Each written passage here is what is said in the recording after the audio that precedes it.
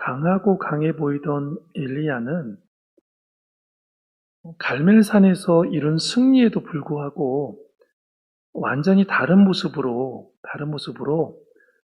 성경을 읽고 있는 우리 독자들에게 그려주고 있는 모습을 우리는 발견해 볼 수 있습니다. 이렇게 강한 사람이, 이렇게 믿음이 뛰어났던 사람이, 이렇게 하나님에 대해서 열심히 특심이었던 사람이 이렇게까지 다른 모습을 보일 수 있는가라는 그런 생각을 할 수 있을 정도로 완전히 다른 모습을 우리들에게 보여주고 있습니다. 이는 사실 열왕기를 읽고 있는 우리들에게, 독자들에게 소망이 될 수 있는 내용이기도 합니다.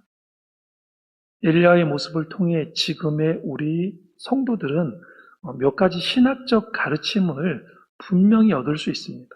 엘리야의 연약한 모습을 통해서 얻을 수 있는 가르침을 가지고 갈 수 있는 중요한 요소들이 우리들에게 있다라는 것입니다.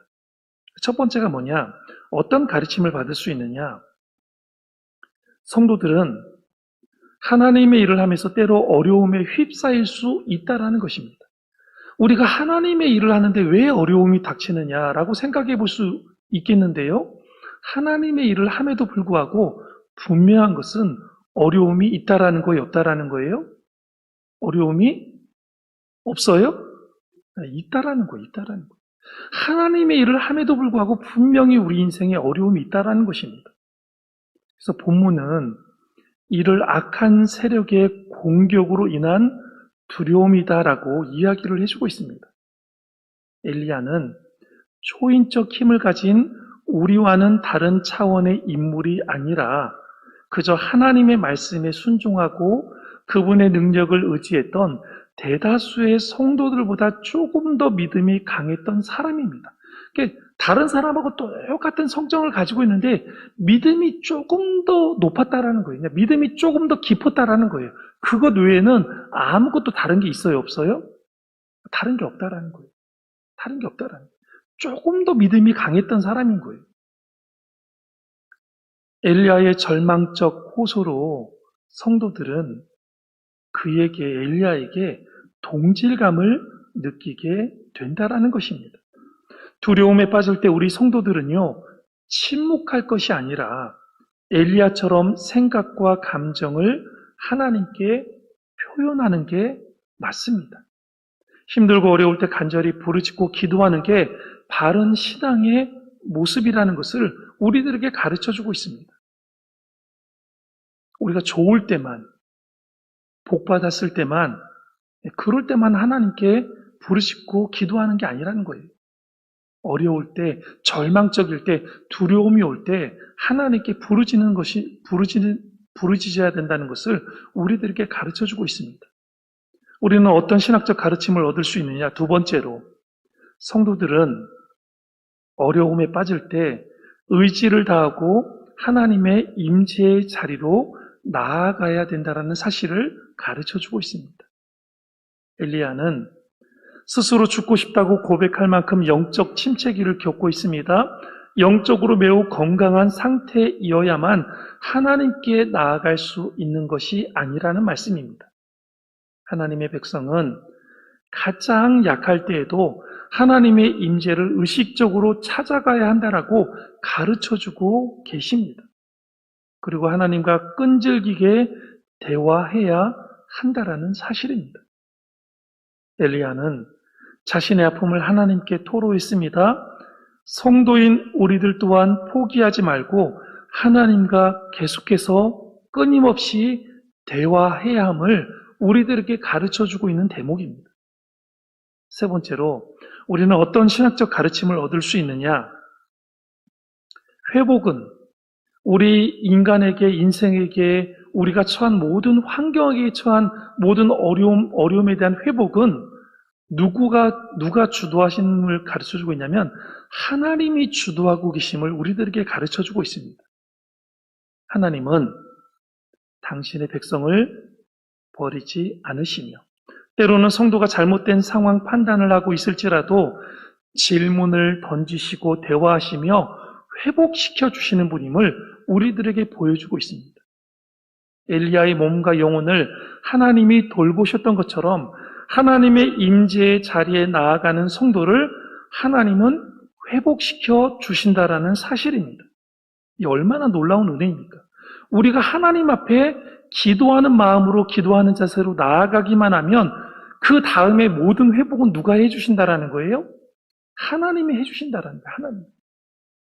우리가 이만큼 회복시켜주세요. 이만큼은 제가 일어서야 되겠어요. 라고 말하지 않아도 하나님께서 우리가 생각했던 것보다도 훨씬 더 좋은 모습으로 우리를 회복시켜 주신다라는 사실입니다. 에녹과 엘리야는 성경에 나와 있는 에녹과 엘리야는 똑같은 특징을 가지고 있어요. 어떤 특징을 가지고 있어요? 에녹과 엘리야가 어떤 특징을 가지고 있습니까? 두 사람 다 죽었어요? 안 죽었어요? 죽음을 맛보지 않았습니다. 오직 성경에서 죽음을 경험하지 않는 두 사람이 에녹과 엘리야입니다. 그런데 정작 엘리야는요, 하나님께 죽음을 구한 적이 있습니다. 그래서 열왕기를 기록한 저자는요, 그의 영적 침체를 서술하며 신앙인이 지금껏 하나님이 베푸신 은혜의 역사를 기억하는 것이 얼마나 중요한가를 우리들에게 보여주고 있습니다. 하나님께서 우리에게 어떤 은혜를 허락해 주셨는지를 기억하는 것, 은혜를 받은 것을 기억하는 것이 얼마나 중요한지를 우리들에게 가르쳐주고 있다는 것입니다. 그래서 오늘 말씀 1절에서 4절에 보면 생명의 주인은 누구인가라고 우리에게 묻고 있습니다. 생명의 주인은 누구인가? 여러분, 생명의 주인은 누구입니까? 내 생명의 주인은 나예요? 내 마음대로 할 수 있어요? 내가 살고 싶으면 살고 내가 죽고 싶으면 죽어도 되는 거예요? 그러지 않아요. 생명의 주인은 누구인가라고 묻고 있는데 그것에 대한 답을 정확하게 해주고 있습니다. 이스라엘의 왕은 누구였냐면 아합이었죠. 아합이었는데 실제로 이 이스라엘의 왕이었던 아합은 우리는 지금의 말로 말하면 이게 바지사장이에요. 바지사장. 실권자는 누구였냐면 실권자가 누구였어요? 이스라엘의 실권자가 누구였습니까? 그의 부인인 이세벨이었습니다. 이세벨의 말 한마디에 모든 나라의 정치가 좌지우지했습니다. 우리나라하고 다르지 않는데 현재 우리가 살고 우리나라하고 다르지 않다라는 생각을 해보는데 어쨌든 간에 이스라엘의 왕은 아합이었지만 실권자는 시돈의 공주 이세벨이라는 여자였습니다. 과거 솔로몬이요 성전을 지을 때 백향목과 기술자들을 보내줬던 두로는 시돈의 이웃으로 모두 베니게, 즉 페니키아에 속한 도시였습니다. 솔로몬이 두로의 도움으로 성전을 지을 때부터 드리운 어두운 그림자는 결국 이스라엘이 베니게의 영향 아래 놓이는 결과를 초래하고 말았습니다. 이세벨은요, 여호와 하나님이 행하신 놀라운 역사에 대해서 들었음에도 불구하고 솔로몬에게 주셨던 하나님의 영광, 하나님께서 이스라엘 백성들을 어떻게 이곳까지 인도해 주었는지에 대해서 분명히 들었을 거예요. 경험했을 거예요. 그런데도 불구하고 엘리야를 죽이겠다라고 으름장을 놓고 있습니다. 그래서 여기서 생명이라는 말, 즉 네페쉬라는 이 생명이라는 말이 반복해서 지금 나오고 있습니다. 엘리야는 자기 생명을 위해 도망을 하고 또 노된 나무 아래에서 자기 생명을 어떻게 해달라고요? 하나님께 하나님 넉넉하오니 내 생명을 어떻게 해달라고요? 거두어 달라고 지금 그렇게 기도를 하고 있습니다. 해서는 안 되는 기도를 지금 엘리야가 하나님께 하고 있는 것입니다. 생명을 주신 이가 하나님이심을 알면서도 낙담하면 신앙에 합당하지 못한 모습을 보일 수밖에 없다라는 것입니다. 지금 엘리야가 그렇게 하고 있습니다. 생명의 주인이 하나님임을 알면서도 크게 낙담하고 있습니다. 믿음의 사람으로서 합당하지 못한 모습을 보이고 있는 것입니다. 그가 얼마나 체력적으로 힘들었는지, 영적으로 지쳐 있는지 볼 수 있는 대목입니다. 오늘 말씀 5절에서 8절에 보면 너의 역사를 기억하라라고 하나님께서 말씀해 주고 있습니다. 누구의 역사를 기억하라는 거예요? 우리에게 각자 개인에게 주어진 내 역사를 기억하라는 거예요. 너의 역사를 기억하라는 거예요. 생명의 주인이시며 엘리야를 사랑하신 하나님은 엘리야에게 과거의 일들을 기억하게 하십니다. 천사가 그를 깨워 떡과 물을 먹고 마시게 한 장면은 그가 그리시의 물을 마시고 까마귀가 가져다 둔 음식을 먹었던 일과 사르밧 과부의 집에서 밀가루가 떨어지지 않고 병에 기름이 마르지 않았던 일을 기억하게 해주고 있습니다. 지금 천사가 나타나가지고 막 체력적으로 너무나 그냥 밑바닥을 치고 있고 영적으로 너무나 다운되어 있는 엘리야를 어루만지면서 일어나라라고 위로해주고 있는 거예요. 천사가 먹을 것을 주면서 위로해주고 있는 거예요. 여러분들 그런 것을 경험한 적이 있으십니까? 내가 너무나 힘들고 어려울 때 정말 영적인 어떤 존재가 나타나서 나를 어루만지며 나를 위로해주면서 나를 격려해주고 힘을 내라라고 해주는 그런 영적인 체험을 여러분들이 하신 적이 있느냐는 말씀입니다.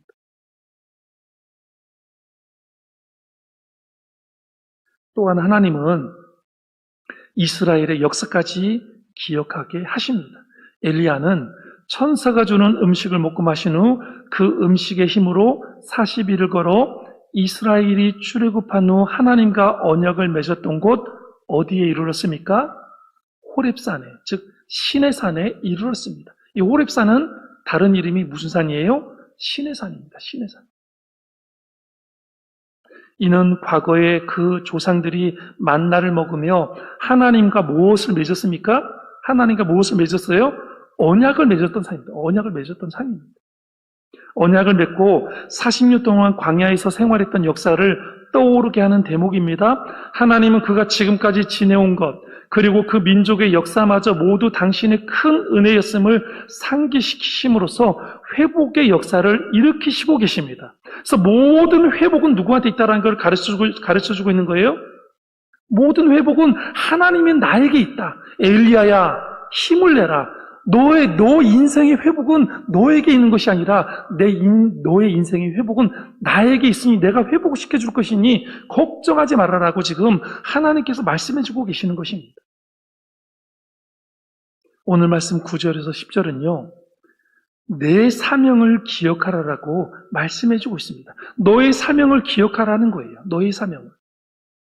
내가 어찌하여 여기 있느냐. 하나님께서 재차 계속해서 물어보고 계시는 거예요. 내가 어찌하여 여기 있느냐는 거예요. 내가 어찌하여. 이런 하나님의 질문은 사명을 일깨우는 질문입니다. 내가 어찌하여 일어나지 않고 이렇게 누워만 있느냐? 내가 어찌하여 교회 가서 기도하지 않고 세상을 방황하고만 있느냐? 내가 어찌하여 세상 친구들과 어울려서 이렇게 방탕한 삶을 살고 있느냐? 하나님께서 우리에게 물어보고 계시는 거예요. 그러나 엘리야는 사명의식을 회복하지 못합니다. 과거 모세는 호렙산에서 금송아지를 숭배한 이스라엘을 대신해 하나님께 용서를 구했지만 엘리야는 지금 뭐라고 하고 있냐면 내가 열심히 유별하고 나만 남았는데 저들이 어떻게 한다는 거예요? 나를 죽이려 합니다. 하나님. 나를 죽이려 하고 있어요. 하나님. 이렇게 말하고 있는 거예요. 즉 나는 정당한데 그들이 악하다라고 말하고 있습니다. 이를 조금 각색해서 이야기를 해보면 이렇게 말하는 거예요. 나만 하나님 섬기며 말씀대로 살면 뭘 하겠습니까? 다른 사람은 아무도 그렇게 하지 않고 있는데 말입니다. 말씀대로 살았더니 결국 이 모양 이 꼴이 되고 말았습니다. 하나님 라고 이렇게 말하는 거예요. 실은 주님의 일을 하다 보면 엘리야가 경험한 것 같이 낙담하는 경우가 없지 않습니다. 하지만 우리는 그때마다 지금까지 우리를 인도하시고 사명을 감당하게 하신 주님을 기억하며 신앙을 회복해야 합니다. 지금까지 지내온 것 무엇입니까? 주의 크신 은혜입니다. 지금까지 지내온 것 주의 크신 은혜입니다. 믿으십니까? 하나님은 절대로 우리를 포기하지 않으십니다. 절대로 우리를 버리시지 않으십니다. 아멘이십니까? 엘리야는 3년의 가뭄 가운데 자신의 생명을 지키신 하나님을 기억하지 못했어요. 3년의 가뭄이 들 때요, 그를 죽이지 아니하시고 어떻게 하셨어요? 먹을 것을 주시고 그의 생명을 지켜주시고 그와 3년 동안 함께 하셨던 하나님을 기억하지 못했어요. 그리고 누구를 두려워하고 있습니까? 이세벨이라는 그 한 여자를 두려워하고 있어요. 그는 하나님이 광야에서 40년 동안이나 이스라엘을 먹이신 분임을 잊었습니다. 이처럼 하나님과 이웃을 원망하는 마음이 들 때마다 우리는 지금까지 지내온 것이 하나님의 큰 은혜라는 사실을 기억해야 됩니다. 여전히 주님은 이 땅에서 역사하고 계시며 우리 교회를 붙잡고 계시는 줄로 믿습니다. 우리 은진교회를 사랑해주고 계시는 줄로 믿습니다. 우리 한 사람 한 사람의 사역을 친히 주관하시고 계시며 개입하시며 도와주시는 분이 하나님이신 줄로 믿습니다. 이 믿음으로 오늘도 감사와 기쁨으로 충만한 하루를 보내시기를 소망합니다. 기도하시겠습니다.